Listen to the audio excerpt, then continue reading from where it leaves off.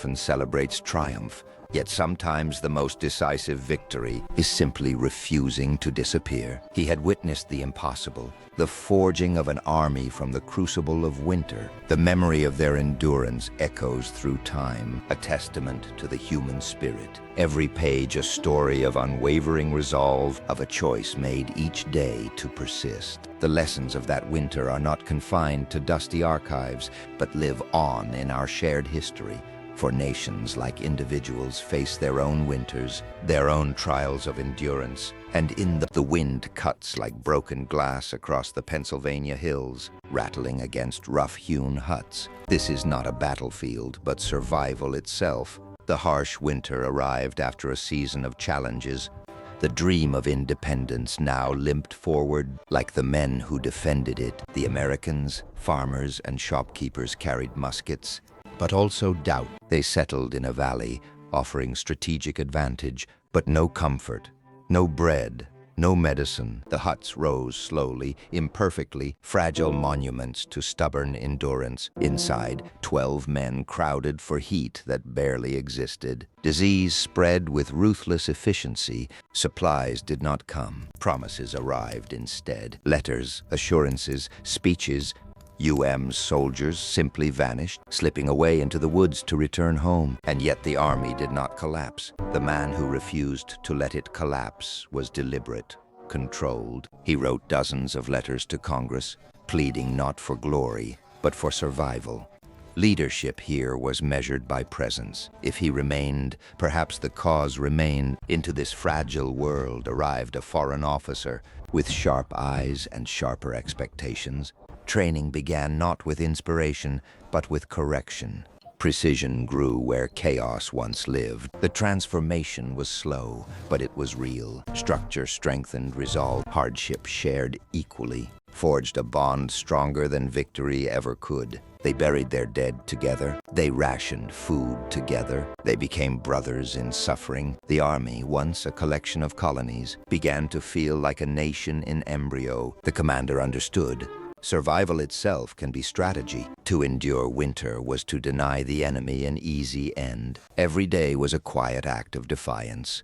Letters from home spoke of families waiting, of farms untended. Hope flickered, fragile but persistent. Snow melted slowly, reluctantly. Mud replaced ice. The camp smelled different now. Training had changed them. Discipline had changed them. They believed differently. When the army finally emerged from the valley, it was not the same force that entered it. It had not been nourished by abundance, but hardened by deprivation. The significance of that winter cannot be measured in battles won, but in survival against the logic of defeat. Most armies would have dissolved. This one endured because belief outlasted comfort. There was a temptation to romanticize hardship, to see noble sacrifice where there was only suffering. But the truth is more human. These men were afraid.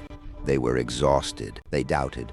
Their endurance was born from choice. Renewed each morning, they rose to face another day. Modern America often remembers triumphs, but the nation's character was shaped by a sense of uncertainty. The winter in that valley stands as a reminder that endurance is not passive. It is an act of will. Nations, like people, face seasons when progress stalls, when resource is thin, when doubt grows louder. In those moments, the lesson of that winter returns. Strength is not proven when conditions are favorable. It is proven when survival demands everything. The valley is quiet now, long emptied of smoke and suffering.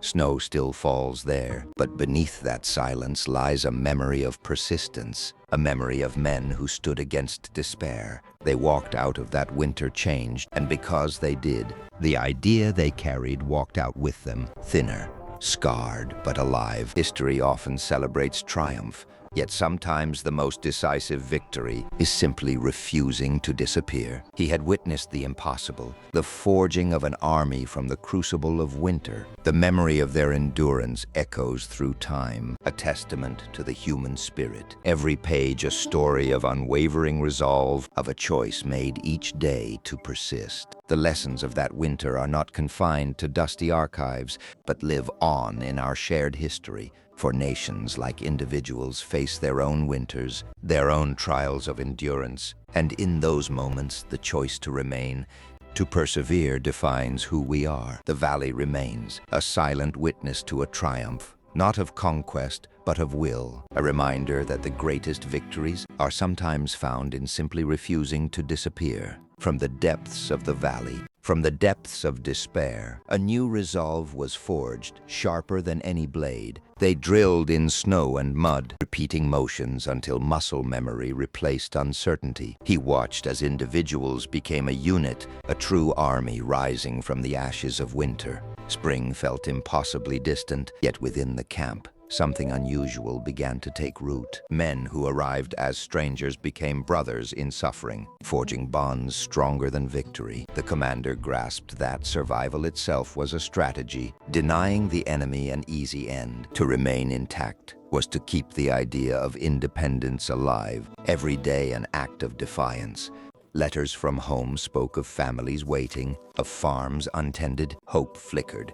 Snow melted slowly. Mud replaced ice. The camp smelled different now. Training had changed them. Discipline had changed them. They believed differently. When the army finally emerged from the valley, it was not the same force that entered it.